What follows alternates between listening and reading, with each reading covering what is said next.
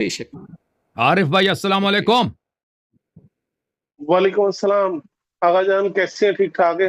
اللہ تعالیٰ کا بڑا احسان ہے، آپ کی مہربانی، آپ سنائیں خیریت سے ہیں آپ؟ آغا جان الحمدللہ۔ آغا جان میرا ایک سوال تھا حمص کے حوالے سے۔ امت کے حوالے سے سنائیں جی۔ حمص خمس زکوٰۃ، حمص جو ہاں ہوتی ہے وہ خمس، مال کے اوپر جو پیسہ، جی جی۔ جی مال سادات، یہ اس کو کیسے ہم نے دینا ہوتا ہے، کس کو دینا ہوتا ہے، ذرا اس کی ذرا تفصیلاً بتا دیں۔ دیکھیں اس کا یہ ہے کہ خمس بہت ساری روایات میں ہے کہ اہل بیت علیہ السلام نے حلال کیا، بعض روایات میں ہے کہ اہل بیت علیہ السلام نے اس کو حلال نہیں کیا ہے، ٹھیک ہے نا، دینا ضروری ہے۔ تو روایات میں آپس میں اختلاف ہے۔ اہل بیت علیہ السلام نے خود فرمایا جب روایات میں اس طرح کے اختلاف ہو تو آپ کسی پر بھی عمل کریں تو صحیح ہے، کسی پر بھی عمل کریں تو صحیح ہے۔ لذا اگر کوئی شخص خمس نہ دینا چاہے اس عذر کے ساتھ کہ اہل بیت علیہ السلام نے حلال کیا، تو وہ اس شخص کے پاس حجت ہے، اس کے پاس عذر ہے۔ جو شخص کہے کہ نہیں بہتر یہ ہے، احوط یہ ہے، زیادہ احتیاط اس میں ایک خمس دیا جائے، تو اس کو خمس دینا چاہیے۔ اس میں وہ اس روایت پہ عمل کریں جس میں یہ ہے کہ خمس دینا چاہیے۔ اب خمس کا مصرف کیا ہے؟ خمس کا مصرف یہ ہے، مشہور یہی ہے کہ اس کے دو حصے کریں گے، ایک حصہ سہم امام علیہ السلام ہے، ایک حصہ سہم سادات ہے۔ اور آپ کی خدمت میں عرض کروں کہ امام علیہ السلام کے زمانے میں پورا کا پورا مال امام علیہ السلام کو دیا جاتا تھا، یعنی اس طرح نہیں تھا کہ آپ سادات کو خود دے دیتے، سارا مال امام علیہ السلام کو دیا جاتا تھا۔ امام علیہ السلام خود اپنے رشتہ داروں پہ اگر تقسیم کرنا چاہتے تھے تو اپنے آپ خود تقسیم فرماتے تھے۔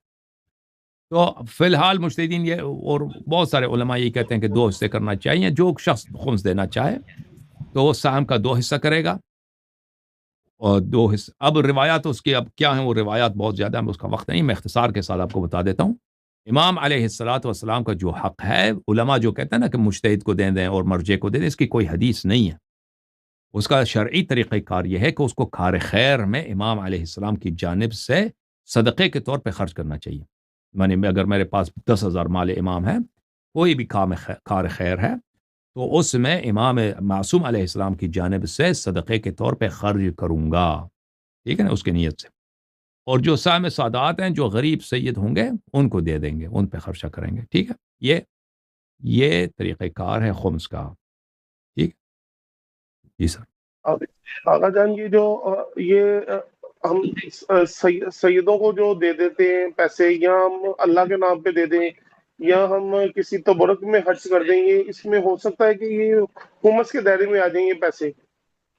اگر کوئی تبرک میں اگر کوئی کام خیر ہے نا، کہ کسی مثلا مجلس میں آپ نے کھانا کھلانا ہے، تو اگر وہ واقعاً اچھا مجلس ہے کہ آپ احتمال یہ کہتے ہیں کہ یہ اچھا مجلس ہے بھائی، یہاں پہ امام علیہ السلام کی رضا ہوگی، یہ کام خیر ہے، تو اس میں آپ بالکل خمس کا پیسہ آپ خرچ کر سکتے ہیں، کہ وہاں پہ آپ کھانا لگا دیں، لنگر لگا دیں، لوگوں کو جو کھانا ملے گا وہ خمس کے پیسے سے ہوگا بالکل۔ اس کی شرط یہ ہے کہ کار خیر ہو، خیر کا کام ہو، ٹھیک ہے نا، یعنی وہ مجلس ایسی مجلس ہو کہ جس میں بدعات نہ ہوں، جس میں حرام چیزیں نہ ہوں، جس میں دین کی خدمت ہو، تو اس میں امام علیہ السلام کی جانب سے کہ امام علیہ السلام کی جانب سے صدقے کے طور پر مومنین کو آج کھانا کھلائیں گے، ٹھیک ہے نا، وہ بالکل وہ کر سکتے۔ اس میں یہ ہے کہ ہم اگر کسی مسجد میں یا قرآن مجید جدھر بچے پڑھتے ہیں یا مدرسے میں دینا چاہے تو دے سکتے ہیں؟